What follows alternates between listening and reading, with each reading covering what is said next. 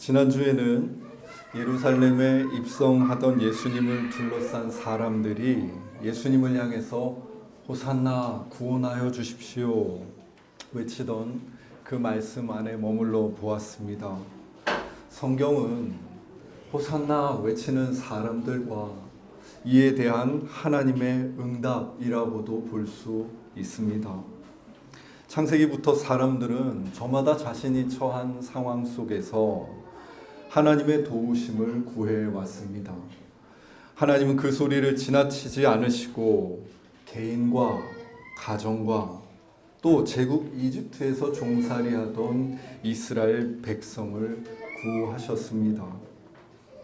그런 맥락에서 예수님을 향해서 호산나 구원하여 주십시오라고 외치는 사람들의 얼굴을 가만히 보게 됩니다.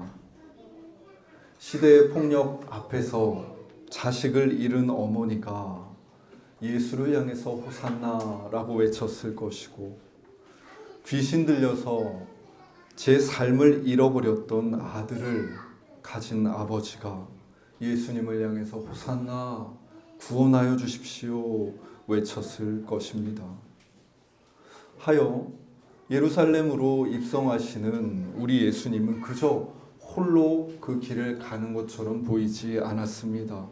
이 모든 사람들의 그 구원의 열망을 안고서 저 모든 아픔과 어둠을 마침내 구원하기 위해서 입성하시는 것 같았습니다.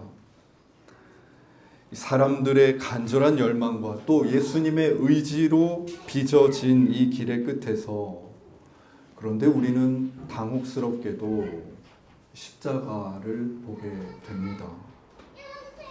십자가는 당대의 사형틀이었습니다. 죽을 만큼 잘못한 강도, 또 정치범들을 매달아서 잔혹하게 죽이는 사형틀이었습니다. 구원을 이루어 주실 것 같았던 예수님은 놀랍게도 단 며칠 만에 유대 지도자들에게 체포되고 사형을 언도받으셨으며 그 형은 즉각 집행됩니다. 세상의 어떤 나라에서 이렇게 며칠 만에 사형 판결과 집행이 단숨에 이루어진단 말입니까? 이는 당시 그 유대 지도자들이 얼마나 불의한 방법으로 권력을 좌지우지하고 있었는지를 반증하는 일과 다르지가 않습니다. 저들은 예수를 죽였을 때 예수에게 열광하던 그 많은 무리들도 함께 잠잠히 만들 수 있다는 사실을 알고 있었습니다. 그들의 이러한 모량 안에서 예수님은 허망하게 십자가에 매 달리십니다. 그리고 마지막까지 그 십자가에서 내려오지 않으시고 숨지십니다. 예수님의 죽음 앞에 제자들의 심정이 어떠했겠습니까? 아니, 그 예루살렘으로 입성하시는 예수님을 향해서 호산나 외쳤던, 구원을 간절히 바라던 사람들의 마음은 어떠했겠습니까? 그들에게 십자가는 너무나도 명백한 그 구원자라 여겼던 예수님의 패배의 상징이며 저 유대 지도자들의 승리의 증거였습니다. 제자들과 또 예수님을 환호하며 따르던 무리들은 그렇게 무고한 예수를 죽이는 세상을 향해 공포심을 가지게 됩니다. 그 당당하던 베드로가 예수님을 3번이나 부인할 정도로 예수를 죽이려는 세상의 움직임은 거칠고 폭력적이고 거센 것이었습니다. 무엇보다 그들은 이 사건 앞에서 가야 할 길을 잃어버리고 맙니다. 예수님을 따라서 그에게 내 생을 던졌던 제자들이었기에 자신이 줄곧 바라보며 따라가던 그 예수님께서 십자가에 매 달리셨을 때 그들이 할 수 있는 것은 정처 없이 배회하고 혼돈 가운데 머무는 일뿐이었습니다. 무엇보다 십자가에 달린 예수를 보면서 제자들뿐만 아니라 그 땅에 있던 모든 사람들은 이제 확실히 저 예수가 우리를 구원할 수 없다라는 사실을 받아들이게 됩니다. 죽음은 끝이기 때문입니다. 이렇게 십자가는 많은 사람들이 예수님을 향해서 투영했던 그 모든 소망과 열망이 땅에 툭 떨어지는 사건이었습니다. 오늘날 우리는 이 십자가를 보혈과 구원과 사랑의 상징으로 자연스레 이해합니다. 하지만 그것은 부단히 신학화되고 해석된 십자가일 뿐입니다. 당시 시대를 살아가던 사람들에게 십자가는 처참한 죽음, 그 이상도 이하도 아니었습니다. 예수님이 십자가를 친히 지심으로 당시 예수를 따르던 모든 사람들과 백성들에게 주셨던 경험은 아이러니하게도 당신과 함께 한 알의 밀이 땅에 떨어져 죽게 되는 경험이었습니다. 이것은 참으로 우리에게 난처한 경험이며 시간입니다. 고난받기 위해서 예수를 믿는 사람은 없기 때문입니다. 모두가 예수를 믿어서 구원받기 원하고 복받기를 원합니다. 아직도 우리는 쉽게 여러 교회들 바깥에 플랜카드로 예수 믿으면 행복해집니다 라는 단편적인 선언이 즐비해 있음을 봅니다. 거기에는 아주 교묘하게 팔복이 말하는 복 말고 내가 원하는 그 행복을 예수가 줄 수 있다는 욕망이 투영되어 있습니다. 그런데 정작 예수를 믿고 그의 길을 따르게 되면 십자가를 마주하게 된다는 것입니다. 내 소망과 그에게 품었던 기대가 그저 땅에 툭 떨어져 버리고 마는 시간. 진지하게 주의 길을 따르고자 하는 이들은 반드시 그 십자가 앞에 도착하게 된다고 예수님은 우리에게 보여주십니다. 사람들은 끊임없이 이 신앙을 명확하게 단정하고 규정하려고 합니다. 내가 믿는 이 믿음이 즉각적으로 효력을 나타내기 바라고 호산나 외치면 주님께서 즉각적으로 나에게 구원을 주시기를 바라지만 십자가는 이러한 우리의 바람을 땅에 떨어지게 하고 이러한 신앙의 변형으로부터 우리를 지켜줍니다. 예수님을 믿는 여정에는 저 사형 틀인 십자가에 예수가 매달려 있는 시간이 찾아온다고. 예수님의 그 구제함 속에 무력함이 나의 믿음을 훌쩍 넘어서는 그 시간, 이제 어떻게 살아야 할지, 어디로 가야 할지 모르겠는 시간이 반드시 찾아온다고 말입니다. 그리고 한 해 한 해 믿음을 가지고 살아갈수록 우리는 삶의 진실을 알게 될 것입니다. 부활의 신비가 우리를 휘감는 그 날보다 예수님이 무력하게만 느껴지는 그 십자가의 시간이 우리 생에는 무척 길게 자리하고 있다는 사실을 말입니다. 우리의 신앙의 시간은 결코 은혜로만 채워지지 않을 것이고 우리의 신앙의 시간은 첫사랑을 되찾는 기쁨으로만 가득하지도 않을 것이며 우리의 신앙의 시간은 무력한 예수 그리스도가 십자가에 매달려 있는 시간을 오래 마주해야 할 것입니다. 저 십자가 사건으로 혼돈과 공허에 빠져 있는 제자들을 보면서 자연스레 우리는 창세기 1장 2절의 말씀을 생각하지 않을 수 없습니다. 땅이 혼돈하고 공허하며 흑암이 깊음 위에 있고 하나님의 영은 수면 위에 운행하시니라. 창세기는 우리 하나님께서 이 땅을 창조하시기 이전의 상태가 바로 혼돈과 공허였다고 말합니다.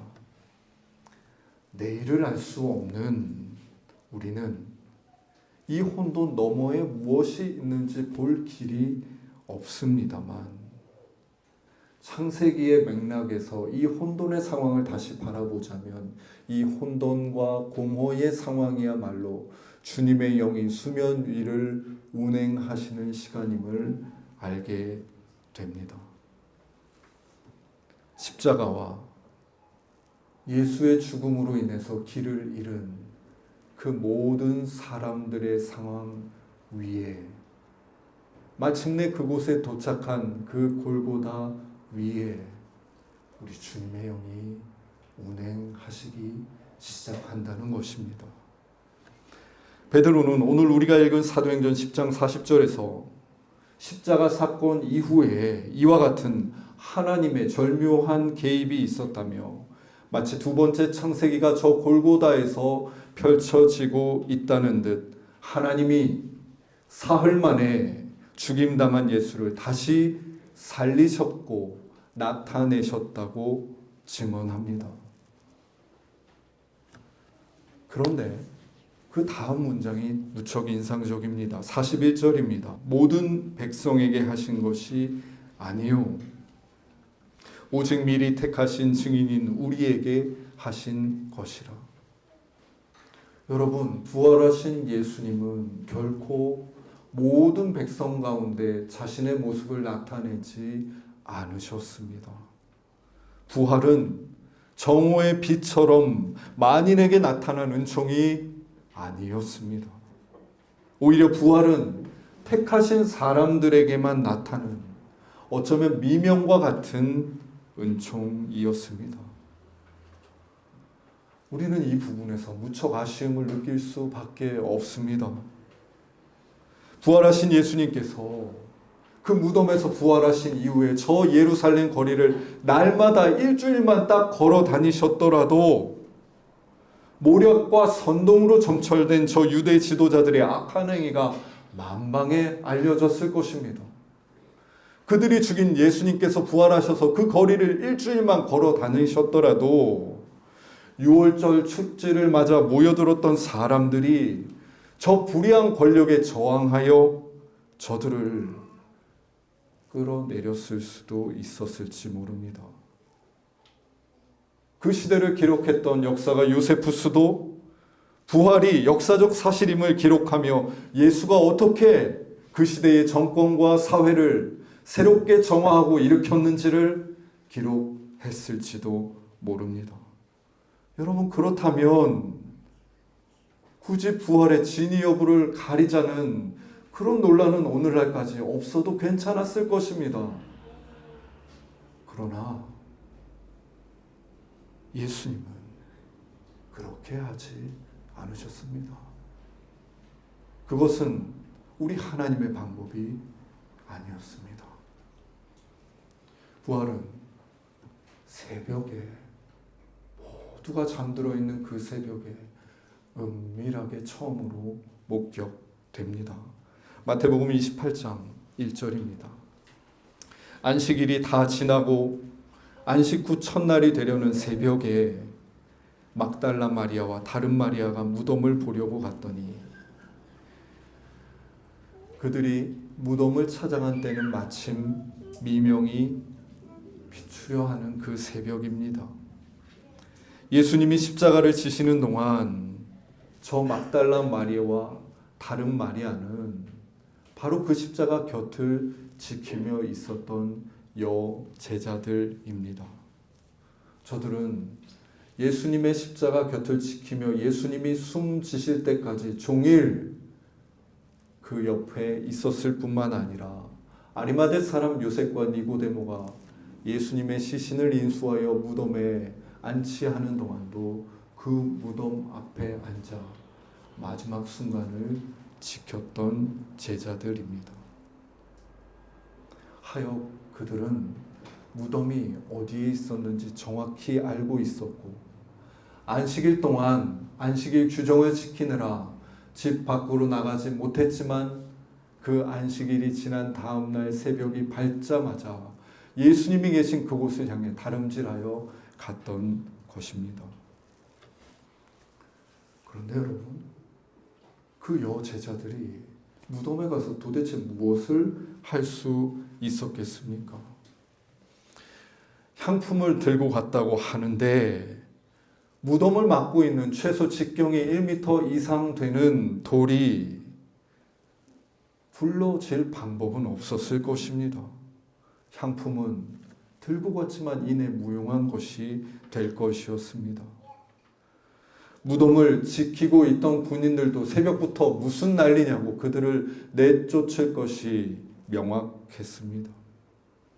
하지만 그들에게 그것은 다 상관이 없었습니다. 그들은 예수님이 계신 그곳에 함께 있는 것이 자신의 사명이라 여겼고, 이제까지 그런 삶을 살아왔다는 듯이 무덤가를 향해 갑니다. 모든 제자들이 그 절망 속에 움츠려 있을 때 그들은 새벽에 일어나 늘 예수님을 섬기는 삶으로 하루를 시작했듯이 그 몸에 밴 오래된 근육을 따라 예수님 곁을 향해 나아갑니다. 부활은 바로 예수님과 그런 관계성 안에 있었던 여제자들에게 가장 먼저 나타납니다.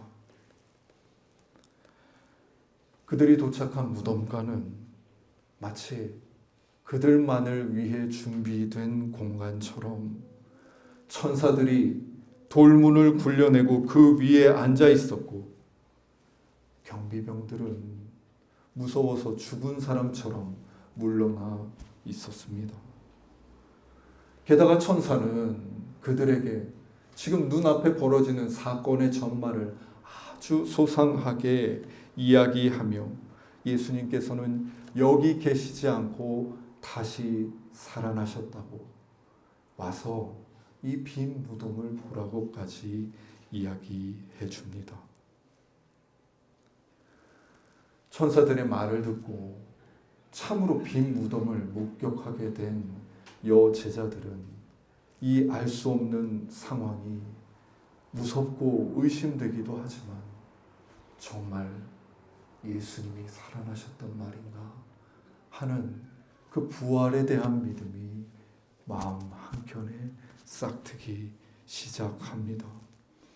하여 그 천사들이 이제 어서 가서 다른 제자들에게도 이 소식을 알리라고 하였을 때, 본문은 그들이 무서움과 기쁨, 이 반대편에 있는 두 가지 감정에 휩싸인 채로 다른 제자들을 향해 다름질했다고 증언합니다.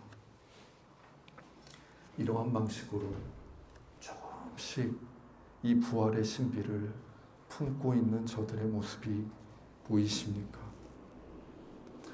사실 이것만으로도 그들에게 주신 충분한 은총이라 여겨질 법한데, 예수님은 그 제자들을 그냥 보내실 수가 없으셨습니다. 본문 9절입니다. 예수께서 그들을 만나 이르시되 평안하냐 하시거늘 여자들이 나아가 그 발을 붙잡고 경배하니.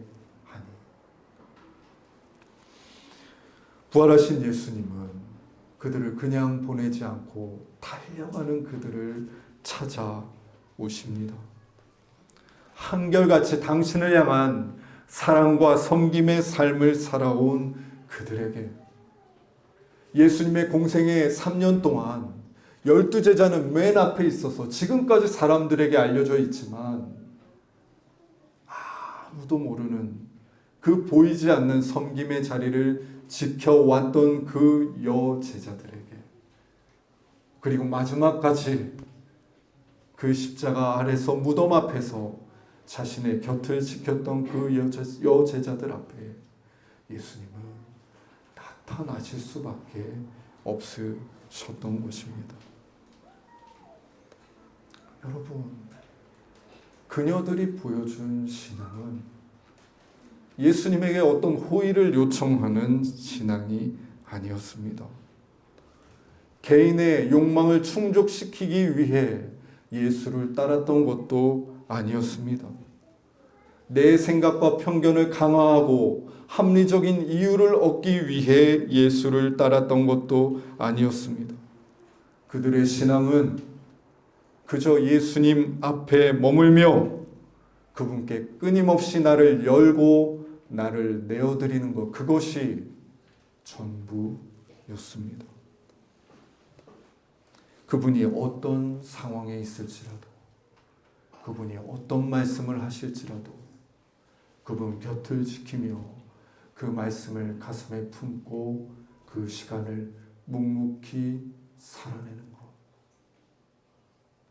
성경에 가려져 있던 이 여제자들이 마지막 장면에 부활의 첫 증인으로 등장하며 보여준 우리가 지향하는 것과는 좀 많이 다른 새로운 신앙의 모습입니다.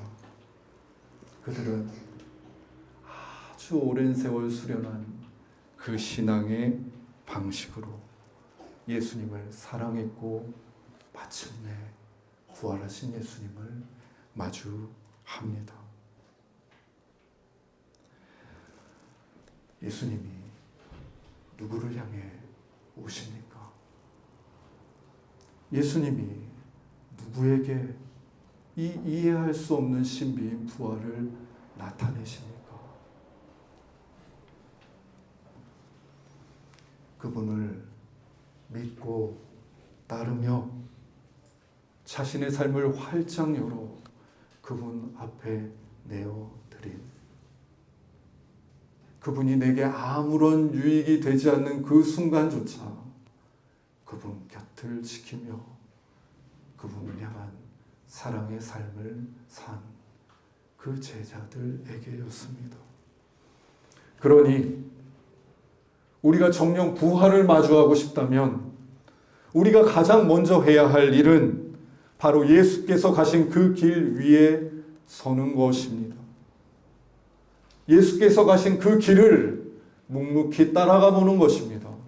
사람들이 환호할 때만이 아니라 예수께서 십자가에 달리시는 그 자리에까지 말입니다. 하나님이 사랑하시는 숫가족 여러분, 저는 우리 모두가 부활주일인 오늘 다 같이 부활을 경험할 수 없을지도 모른다는 비극적인 사실을 말씀드려야겠습니다. 우리 각자가 예수님과 맺고 있는 관계, 또 예수님을 따라 걷고 있는 신앙 여정과 속도는 모두 다르기 때문입니다. 여러분, 그러나 확실한 한 가지는 우리 모두가 저 부활하신 예수님을 만날 수 있는 그 예수님 걸어가신 길 위로 초대받고 있다는 사실입니다. 부활하신 예수님을 우리가 정녕 만나고 싶다면 지금 여기서 우리의 오늘로부터 그분과의 관계를 일구어 나가야 합니다. 내가 하는 일과 내가 살고 있는 이 가정 위에서 또 예수님을 내 복을 위해서 이용하는 일을 당장에 그만두고 내 삶을 그분께 의탁하며 그분이 가시는 그 길이 어디일지라도 용기 있게 담대히 따라가 보아야 합니다. 그럴 때 우리의 신앙은 부활로 비로소 한 걸음 내딛게 되는 것입니다. 하나님이 사랑하시는 숫가족 여러분, 우리가 머리로 이해할 수 없는, 그러나 분명히 현존하는 이 부활의 신비와 은총이 우리 모두의 신앙 여정에 반드시 찾아오기를 바랍니다. 여러분, 우리 예수님께서 부활하셨습니다. 기도드리겠습니다.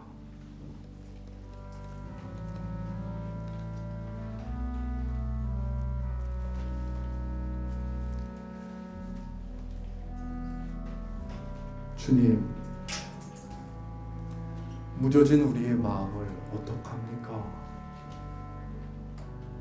어느새 내 열망과 욕망을 위한 수단으로 자꾸 예수를 이용하는 이 죄인을 어떡합니까? 하마르티아 관역에서 벗어난 화살처럼 우리는 예수님을 믿고 예수의 이름을 부르며 살다가도 자꾸 그 길 밖으로 나가곤 합니다. 주님, 우리를 긍휼히 여겨주십시오. 부활주일 아침 우리가 다시금 우리의 걸음을 당신의 길 위에 놓습니다. 주님, 주님께서 걸어가신 그 길, 사람들이 환호하고 좋아 보이는 푸른 풀밭일 때만이 아니라 당신이 골짜기를 걸어가실 때에도, 당신이 골고다에서 그저 당신의 생명을 무력하게 내어주고 계실 때에도 주님, 우리가 당신 곁을 지키며 당신을 떠나지 않는 그 믿음의 자리로 도착할 수 있도록 부족한 우리를 이끌어 주십시오. 주님, 우리가 이 땅에 살아가는 한평생에 하여 반드시 부활하신 주님을 만나고 부활하신 주님을 믿는 믿음으로 살아가는 기쁨과 환희와 신비가 이루어지게 하여 주옵소서. 예수님의 이름으로 기도드립니다. 아멘.